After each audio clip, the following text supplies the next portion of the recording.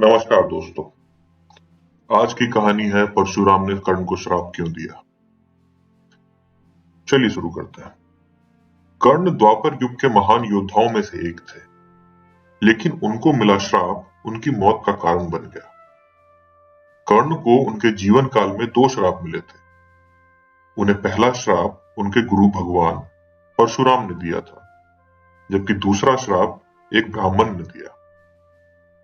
कर्ण को बचपन से ही धनुर्धर बनने की बहुत चाहत थी, लेकिन सूत पुत्र होने के कारण कोई उन्हें शिक्षा नहीं देता था। जब वो धनुर्विद्या सीखने के लिए गुरु द्रोण के पास जाते हैं, तो वो भी कर्ण के सूत पुत्र होने के कारण उन्हें धनुर्विद्या देने से मना कर देते हैं।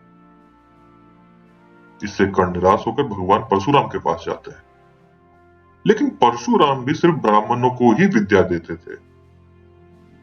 अब कर्ण किसी भी तरह से धनुर्विद्या सीखना चाहता था, तो वो भगवान परशुराम से झूठ बोलता है कि वो ब्राह्मण ही है।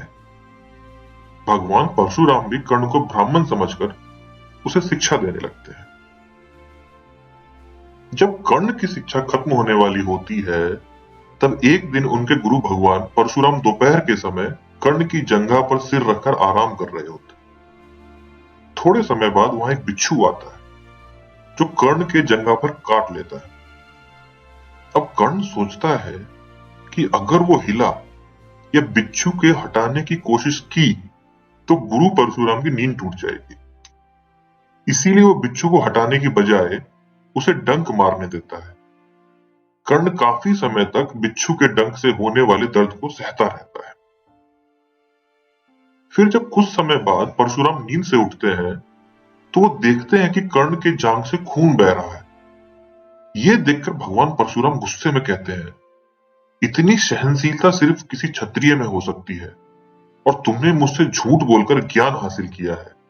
इसीलिए मैं तुम्हें श्राप देता हूं कि जब भी तुम्हें मेरी दी हुई विद्या की सबसे ज्यादा जरूरत होगी, उस समय वो काम नहीं आएगी। इससे निराश होकर कर्ण अपने गुरु से कहता है कि वो खुद नहीं जानता कि वह किस वंश और कुल का है।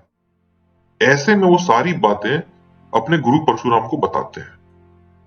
ये जानने के बाद भगवान परशुराम को श्राप देने पर पछतावा होता है, लेकिन दिया हुआ श्राप वापस नहीं लिया जा सकता। इसीलिए वो अपना विजय धनुष कर्ण को वरदान के रूप में देते हैं।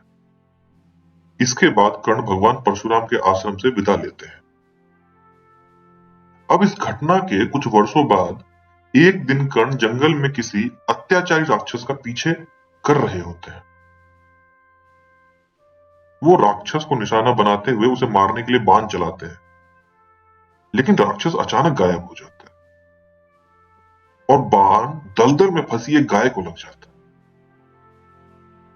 बाण लगने से गाय की वहीं मौत हो जाती है। उस गाय का स्वामी एक ब्राह्मण था, जो गाय की दुर्दशा देखकर कर्ण को वहीं पर श्राप दे देता है। श्राप में ब्राह्मण कहता है कि जिस तरह तुमने एक असहाय गाय को मारा है, ठीक उसी तरह ही एक दिन तुम्हारी भी मृत्यु होगी।